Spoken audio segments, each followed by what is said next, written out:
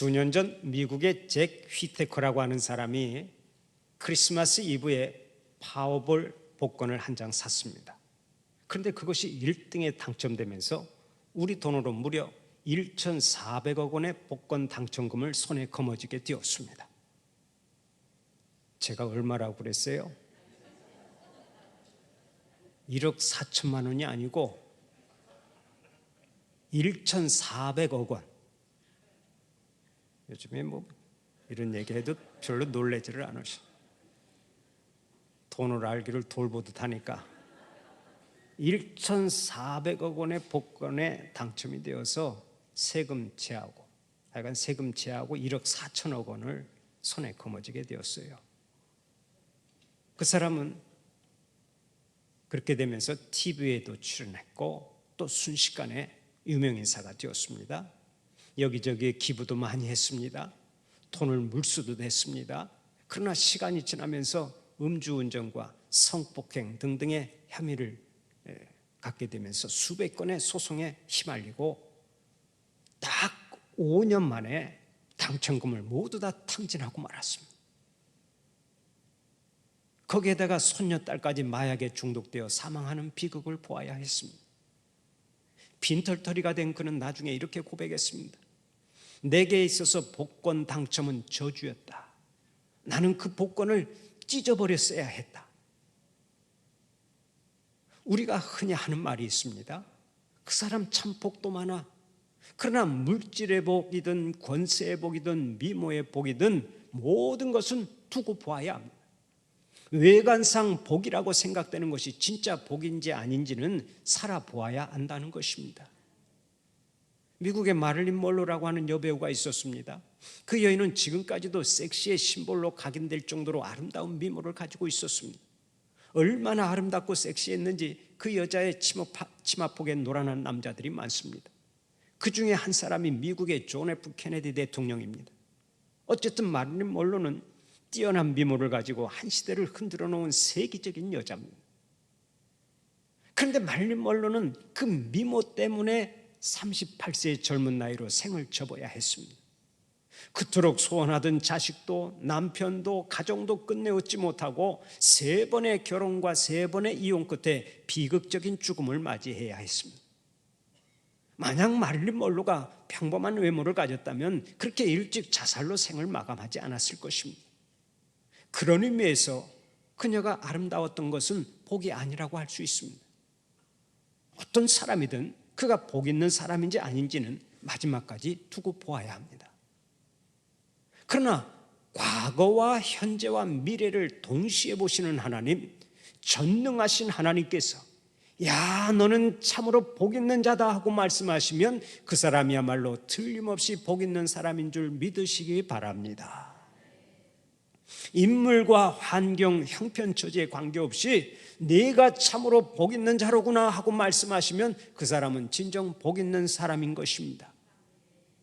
그러면 하나님은 어떤 사람에게 복이 있다고 말씀하셨습니까? 오늘의 본문 3절에 그 답이 있습니다. 이 예언의 말씀을 읽는 자와 듣는 자와 그 가운데에 기록한 것을 지키는 자는 복이 있나니 때가 가까움이라. 하나님의 말씀을 읽는 자와 듣는 자와 그 가운데 기록한 것을 지키는 자들이 복이 있다고 했습니다. 여러분, 이보다 더 명쾌한 말씀이 어디 있습니까? 온 세상을 창조하시고 지금도 인류의 역사를 주관하시는 하나님께서 분명하게 약속하셨습니다. 어느 시대 어느 자리에서 살지라도 하나님의 말씀을 읽는 자와 듣는 자들과 그 가운데 기록한 것을 지키는 자들이 복이 있도다. 사랑하는 우리 성도들은 먼저 이 복을 받으시기 바랍니다. 하나님의 말씀을 사랑해서 복 있는 사람이라 인정받는 은혜가 있기를 바랍니다. 다른 복은 다 놓쳐도 이 복을 놓쳐서는 안 됩니다. 왜 그런 줄 아십니까? 인생의 모든 복이 바로 여기서부터 시작되기 때문입니다. 하나님은 말씀으로 우리를 깨우치십니다. 하나님은 말씀으로 우리를 인도하여 주십니다. 말씀으로 승리의 길을 가르쳐 주십니다. 말씀으로 은혜 주십니다. 말씀으로 새롭게 하십니다. 말씀으로 구원의 도를 가르쳐 주시고 말씀을 통해 영원한 생명의 길로 인도하여 주십니다. 이 세상과 내세에서 누릴 수 있는 모든 복이 하나님의 말씀에서부터 시작이 됩니다.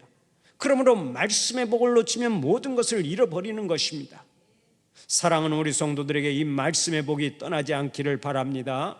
말씀의 복이 언제나 충만하시기를 축원합니다. 그러면 말씀의 복을 충만히 누리기 위해서 우리가 어떻게 살아가야 하겠습니까? 오늘의 본문을 통해서 그것을 생각해 보며 함께 은혜를 나누고자 합니다. 어떤 사람이 말씀의 복을 충만히 누릴 수 있습니까? 첫째로 말씀을 읽는 자가 복을 누릴 수 있습니다. 오늘의 본문 3절을 보면 먼저 말씀을 읽는 자가 복이 있다라고 말씀하죠. 그런데 이 말씀을 원어로 보면 읽는 자는 단수로 되어 있고 듣는 자와 지키는 자는 복수로 되어 있습니다. 그 이유가 있습니다. 초대교회에서는 성도들이 모일 때마다 성경 낭독자 한 사람이 나와서 구약에 있는 말씀이나 사도들의 서신을 읽었습니다. 그때 성도들은 그것을 듣고 깊이 묵상한 다음에 세상에 나아가서 그 말씀대로 순종하며 살았습니다. 그래서 하늘의 복과 땅의 복을 충만히 누렸던 것입니다. 이것을 연상하면서 사도 요한은 말씀합니다.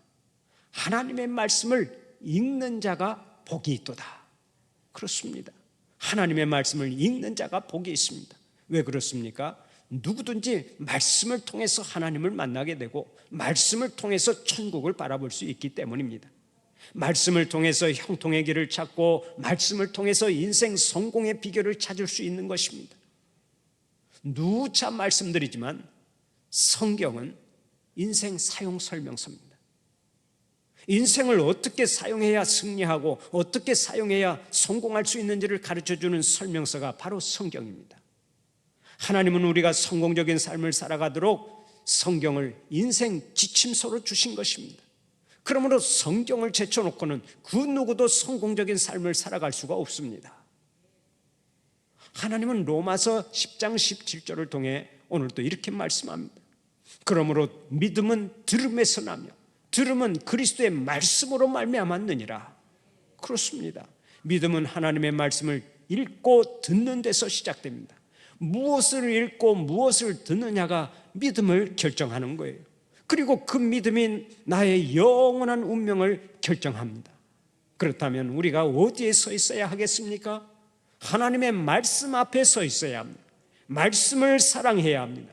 말씀을 읽고 그 말씀을 묵상해야 합니다. 하나님의 말씀이 곧 생명의 떡이요 우리를 영원한 길로 인도하기 때문에 그렇습니다. 오늘은 성소주일입니다. 그런데 성소주일이 왜 성탄절 앞에 있는 대림절 중간에 있습니까? 그것은 말씀 자체가 되시는 예수님께서 육신을 입고 이 땅에 오셨기 때문입니다. 요한복음 1장 14절을 보면 말씀이 육신이 되어 우리 가운데 거하시매라고 했습니다. 말씀이신 예수님이 이 땅에 인간으로 오신 것입니다. 그런데 예수님이 태어나신 곳이 어디입니까? 베들레헴에 있는 말구유였습니다. 우리가 아는 대로 베들레헴은 떡집이라는 뜻을 가지고 있습니다. 그리고 말구유는 짐승의 먹이를 담는 통입니다. 바로 이것이 굉장한 의미를 담고 있습니다. 예수님은 생명의 떡으로 오시되 짐승 같은 우리에게 친히 먹이가 되기 위해 말구유에 오셨다는 것입니다. 그러므로 생명의 떡이 되시는 예수님을 믿고 그분이 주시는 말씀을 먹는 자가 복이 있는 줄 믿으시기를 바랍니다. 그런 의미에서 말씀을 가까이 해야 돼요. 말씀을 사랑해야 됩니다. 성경을 읽는 일에 게을리하지 마시고 언제나 성경을 가까이 하는 여러분들이 되시기를 바랍니다. 성경을 멀리하는 것은 가장 중요한 복을 발로 차버리는 것입니다. 재밌는 얘기가 있습니다. 일반적으로 여자들에게 가장 필요하면서도 동시에 가장 두려운 것 두 가지가 있다고 하는데 그것이 바로 발음도 비슷한 저울과 거울이라는 것입니다. 그러면 이 두 개의 물건 앞에서 여자들이 왜 두려워합니까? 한번 생각을 해보세요. 어떤 여자든 저울 앞에만 서면 경건해지죠. 저울 앞에 선 여자들은 일단 한번 숨을 들이마시고 사뿐히 올랐습니다. 몸무게가 조금이라도 덜 나가게 하려고 모든 힘을 기울이는 것입니다. 저희 집에도 저울이 하나 있는데요, 저는 저울에 올라갈 때 외투도 입고 휴대폰도 집어넣고 슬퍼도 신고 저울에 올라가요. 조금이라도 많이, 몸무게가 많이 나가게 하려고 저는 그렇게 애를 씁니다. 그런데 제 아내는요, 외투 다 벗고 슬리퍼 벗고 휴대폰도 던져놓고 최대한 가볍게 하고 올라가요. 얼마나 경건하게 올라가는지 몰라요. 조금이라도 몸무게가 덜 나가게 하려고 모든 힘을 기울이더라고요. 그러면 거울 앞에 설 때는 어떻습니까? 그때도 마찬가지입니다. 어떠한 여자든 거울 앞에만 서면 일단 배부터 집어넣습니다. 숨을 들이마시고 배를 최대한 집어넣으면서 조심스럽게 자기 모습을 살핍니다. 최대한 아름답게 보이고 싶은 것입니다. 그러나 애통하게도 저울과 거울은 거짓말을 하지 않습니다. 있는 그대로의 모습을 솔직하게 보여주는 것입니다. 몸무게가 많이 나가면 많이 나가는 대로, 배가 많이 나왔으면 배가 많이 나온 대로 솔직하게 보여주는 것이 저울과 거울입니다. 그렇다고 해서 저울에 올라가지 않고 거울을 안 보고 살 수 있습니까? 저울과 거울은 멀리할 수가 없는 것입니다. 그러나 여러분, 저울과 거울이 아무리 우리의 모습을 솔직하게 보여준다고 해도 우리의 마음은 보여주지 못하죠. 저울이나 거울은 우리의 외모를 비춰줄 뿐이지 우리의 내면 세계는 전혀 보여줄 수 없는 것입니다. 이 세상에 나의 내면 세계를 솔직하게 보여줄 거울은 없습니다. 그래서 하나님께서는 우리에게 성경을 거울로 주셨습니다. 우리의 내면 세계가 건강하고 아름다운지 그렇지 않은지를 솔직하게 들여다볼 수 있도록 성경이라고 하는 거울을 주신 것입니다. 그렇다면 우리는 늘 성경을 들여다보아야 하지 않겠습니까? 사랑하는 우리 성도들은 성경이라고 하는 인생의 거울 앞에서 항상 자신을 비춰보는 자들이 되시기를 바랍니다. 늘 하나님의 말씀을 사랑하고 묵상하는 자들이 되시기를 바랍니다. 하나님은 오늘 또 이사야 55장 2절을 통해서 친히 말씀하십니다. 너희가 어찌하여 양식이 아닌 것을 위하여 은을 달아주며 배부르게 하지 못할 것을 위하여 수고하느냐. 하나님의 말씀은 도외시하고 쓸데없는 일에 집중하는 인생들을 향한 질타입니다. 시시한 것에 인생을 소비하지 마십시오. 텔레비전에 나오는 연속극 안 봐도 괜찮습니다. 어떤 연예인이 누구와 연애를 하는지 몰라도 괜찮습니다. 먼저 하나님의 말씀을 읽으시기 바랍니다. 세상의 시시한 것 하나 포기하고 그 시간에 성경을 읽는다면 우리의 삶은 훨씬 풍성해지게 되어 있습니다. 하나님의 말씀을 사랑해서 즐겨 읽고 그 속에서 복 있는 삶을 살아가는 여러분들이 되시기를 축원합니다. 두 번째로, 말씀을 듣는 자가 복을 누릴 수 있습니다. 오늘의 본문을 보면 하나님의 말씀을 듣는 자가 복이 있다 하고 말씀하죠. 여기서 듣는다라는 말의 헬라어를 보면 그냥 수동적으로 듣는다는 얘기가 아닙니다. 강연장에서 어떤 강사의 말을 듣는다든지 대통령 후보의 연설을 듣듯이 그렇게 듣는 것이 아니라 간절히 사모하는 것을 의미합니다. 그래서 다윗은 시편 19편 9절 10절을 통해서 이렇게 말합니다. 여호와를 경외하는 도는 정결하여 영원까지 이르고 여호와의 법도 진실하여 다 의로우니 금 곧 많은 순금보다 더 사모할 것이며, 하나님의 말씀을 금보다 더 사모한다는 것입니다. 또 시편 119편 131절을 보면 이렇게 고백합니다. 내가 주의 계명들을 사모함으로 내가 입을 열고 헐떡였나이다. 하나님의 말씀을 사모하되 입을 열고 헐떡이는 마음으로 사모했다는 것입니다. 여러분, 사막에서 물을 찾지 못한 사람이 어떻게 합니까? 오아시스를 찾고 물을 찾기 위해서 수도 없이 헐떡거리죠. 바로 이것처럼 말씀을 헐떡이면서 찾았다는 것입니다. 왜 그렇습니까? 하나님의 말씀을 먹기만 하면 내 영혼이 살아나고 은혜가 충만해지고 능력이 생기고 범사에 승리하는 역사가 나타나기 때문입니다. 하나님의 말씀은 그 자체가 힘이요 생명입니다. 하나님의 말씀은 그 자체가 구원이요 진리입니다. 하나님의 말씀은 그 자체가 내 인생의 등불이 되는 것입니다. 그러므로 하나님의 말씀을 들을 때는 언제나 사모하며 들어야 할 줄로 믿습니다. 헐떡거리면서 들어야 할 줄로 믿습니다. 오 하나님 말씀하십시오. 제가 얼마나 사모하는지 아십니까? 말씀만 하시면 저는 아멘으로 화답하겠습니다. 저는 오늘 또 입을 열고 헐떡이며 기다리고 있습니다. 생명의 말씀을 주시옵소서.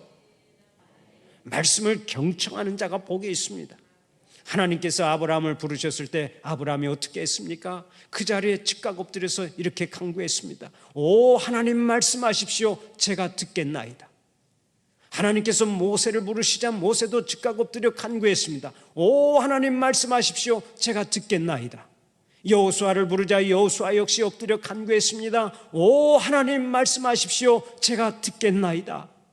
하나님의 사람들은 하나같이 말씀을 경청하여 귀하게 쓰임을 받았습니다. 사랑하는 우리 성도들에게도 이런 은혜가 있기를 바랍니다. 하나님의 말씀이 선포될 때마다 언제나 경청하는 자들이 되시고 그 말씀을 묵상하며 살아가시기를 바랍니다. 그것이 승리의 비결이요 복받는 비결입니다. 저는 설교 후에 교인들에게서 여러 가지 반응을 봅니다. 어떤 성도는 목사님 은혜 많이 받았습니다 하고 응답하는가 하면 어떤 성도는 이렇게 말합니다. 목사님 정말로 욕받습니다. 이 말의 의미를 잘 모르면 오해하기 딱 좋습니다만 저는 수고했다는 말인 줄 알게 감사할 뿐입니다. 또 어떤 성도님은 예배를 드린 후에 이렇게 말합니다. 목사님의 말씀이 얼마나 맛있고 은혜가 되는지 한 주일을 기다릴 수가 없습니다. 얼마나 매력 있는 응답입니까? 말씀의 맛이 달아야 돼요. 말씀의 맛이 달아야 심령이 부흥하고 말씀이 달아야 가정이 부흥하고 말씀이 달아야 교회도 부흥하는 거예요. 만약 말씀을 듣는데도 단맛은 없고 졸리기만 한다면 이미 그 사람은 심령에 병이 생긴 것입니다. 하늘의 복을 가로막는 장애물이 생긴 거예요. 사랑하는 우리 성도들에게는 어떠한 말씀이든지 꿀송이처럼 달게 느껴지시기를 바랍니다. 그러면 귀에 들려오는 말씀이 언제 달게 느껴집니까?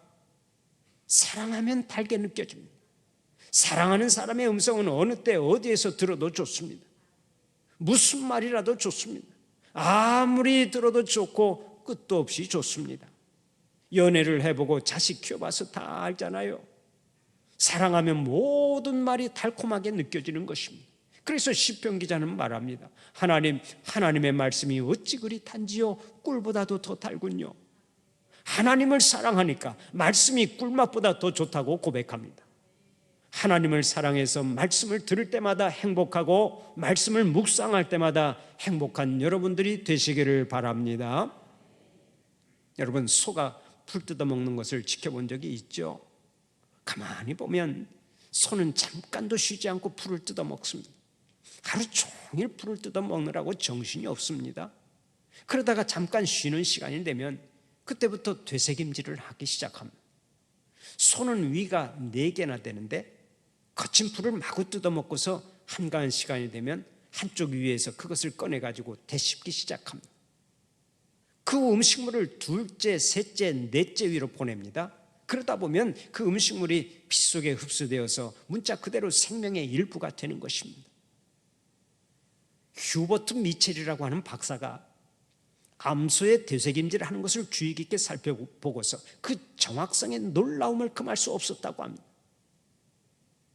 그가 자기 손목시계로 시간을 재어보니까 소는 첫 번째 위로부터 음식물을 꺼내어 딱 55초 동안 씹어서 삼키고 다시 음식물을 꺼내어 씹기 시작하더라는 것입니다.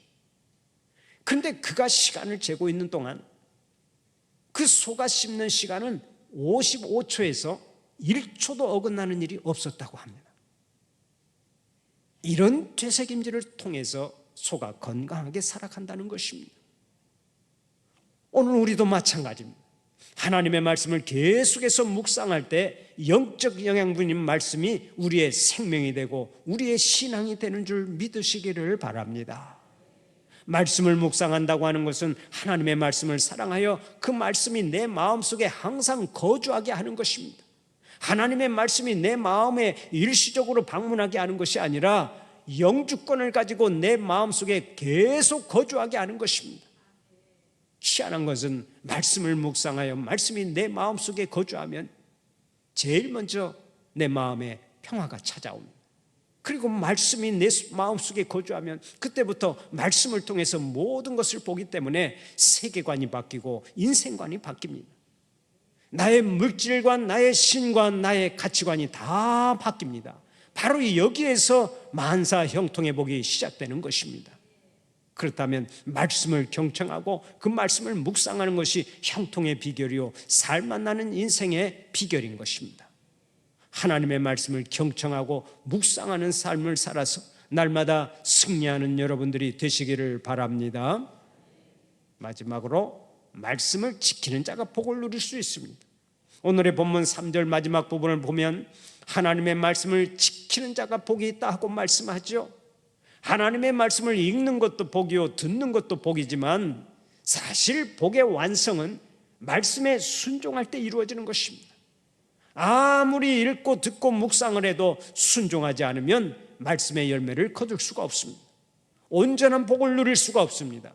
그러므로 하나님의 말씀은 듣고 지키는 것, 그 순종이 중요합니다. 믿음의 조상 아브라함을 보십시오. 하나님께서 말씀하시니까 갈 바를 알지 못하면서도 순종하여 고향을 떠나고 아버지 집을 떠나지 않았습니까? 그 순종이 아브라함을 믿음의 조상이 되게 한 것입니다. 물론 하나님의 말씀을 듣다 보면 내 마음에 들지 않을 수도 있습니다. 내 마음에 드는 것도 있고 안 드는 것도 있고 이해가 되는 것도 있고 이해가 되지 않는 것도 있습니다. 그러나 하나님은 무조건 순종하라고 말씀하십니다. 나의 이성적 비판을 누르고 무조건 순종하라고 명령하십니다. 바로 거기에 복이 있고 거기에 승리가 있기 때문입니다. 조지 맥도날드는 이렇게 말했습니다. 순종은 모든 문을 여는 열쇠다. 하나님의 말씀에 순종하는 것이야말로 모든 복의 문을 여는 열쇠라고 말합니다. 그렇습니다. 순종이 모든 복을 끌어오고 순종이 범사의 승리를 가져다 주는 것입니다. 예수님의 제자들을 보십시오. 예수님의 12 제자들은 별로 배운 바도 없는 무식한 사람들입니다. 그러나 주님 말씀에 순종해서 복음을 전했을 때 어떤 역사가 일어났습니까? 온 세상이 복음으로 뒤집어졌습니다. 하나님의 나라가 크게 확장되었습니다. 주님의 제자들은 기독교의 역사를 바꿔놓는 믿음의 주역들이 되었습니다. 얼마나 놀라운 일입니까? 우리가 하나님의 말씀에 순종하기만 하면 하나님께서 친히 일하시고 하나님께서 친히 영광을 받으시는 것입니다. 날마다 말씀을 읽고 듣고 순종하여 말씀의 복이 차고 넘쳐날 뿐만 아니라 하나님의 선하신 역사를 펼쳐나가는 여러분들이 되시기를 간절히 축원합니다.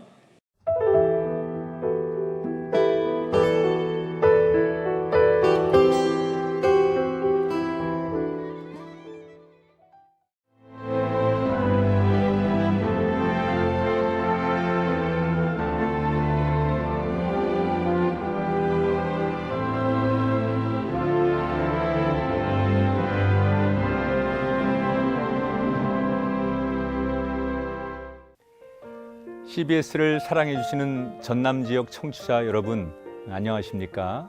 CBS 재단 이사장 꿈의 교회 김학중 목사입니다. 여러분의 사랑과 관심 덕분에 전남 CBS가 순천시 장천동에 새로운 사옥을 마련하게 됐습니다. 이 방송국 사옥이라는 것은 단순히 건물을 짓는 의미에 지나지 않습니다. 전남 지역 복음 전파와 특별히 다음 세대를 위한 미래 비전을 세우는 일입니다. 코로나19로 모든 활동이 중단되고 또 관계가 단절되는 상황이지만 우리 CBS 방송만큼은 우리의 발길이 닿지 않는 곳까지 구석구석 하나님의 말씀을 전하는 위대한 힘을 지니고 있습니다. 이 방송이 믿음의 반석 위에 굳건히 세워질 수 있도록 여러분들께서 벽돌 한 장 한 장씩 쌓아가는 마음으로 전남 CBS를 위해 후원해 주시고 기도해 주시기를 간곡히 부탁드립니다. 여러분의 이 작은 행함이 CBS를 통해서 교회 공동체를 회복하고 누군가의 믿음을 소생시켜 줄 굳게 믿습니다. 여러분 한 분 한 분을 축복합니다.